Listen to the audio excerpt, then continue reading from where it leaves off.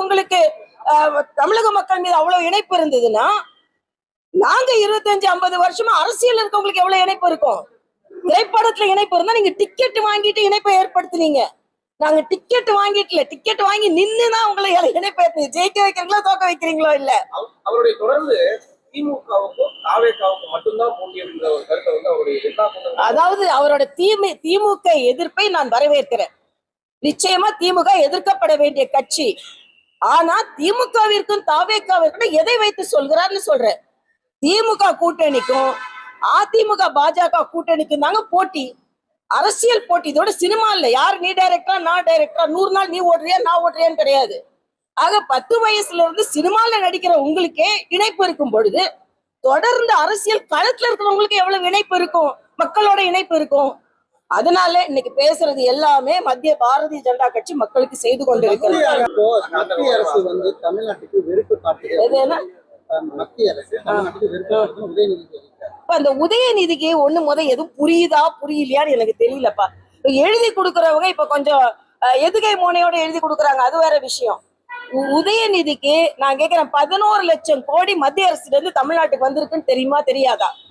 கோவை விமான நிலையம், சென்னை விமான நிலையம், திருச்சி விமான நிலையம், தூத்துக்குடி விமான நிலையம் விரிவாக்கம் நடந்துதா இல்லையா? யூபி அரசாங்கத்துல அவர் பாவம் 20 வயசு 25 வயசுல அவருக்கு தெரிஞ்சுதா தெரியுமா?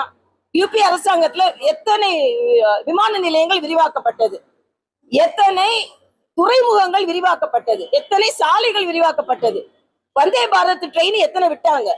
நீங்க யூபி எனக்கு நேத்து கூட எனக்கு ஒண்ணு ஆச்சரியம். நான் ஹிந்திக்கு நாங்களும் ஆதரவு கிடையாது. என்னை போட்டு ஹிந்தி இசைன்னு என்ன வேணா எழுதிப்போம். என் உயிர்லயும் இருக்கு, பெயர்லயும் இருக்கு தமிழ். உங்களை மாதிரி இல்ல.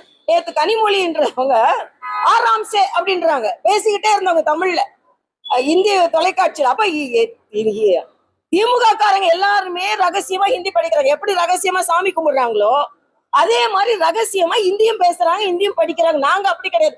தெரிஞ்சா சொல்ல போறோம், தெரியலன்னா நான் சொல்ல போறேன். ஆக இன்னைக்கு எல்லாத்தையும் எங்களை பார்த்து நீங்க குத்தி குத்தி குத்தி நீங்க திணிக்கிறீங்கன்னு சொல்றீங்க.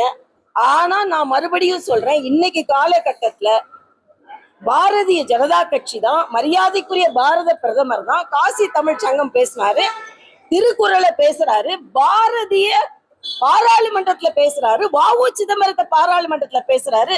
நீங்க சொல்றீங்களே இந்தி வார்த்தை, எனக்கு உங்க வார்த்தை பாராளுமன்ற நம்ம சபாநாயகரை பத்தி திமுக பாராளுமன்ற உறுப்பினர் சொல்றாரு, எங்க பேரு உங்க வாயில எப்படி நுழையலையோ அதே மாதிரி திட்டத்தோட ஹிந்தி பேரு எங்களுக்கு நுழையல.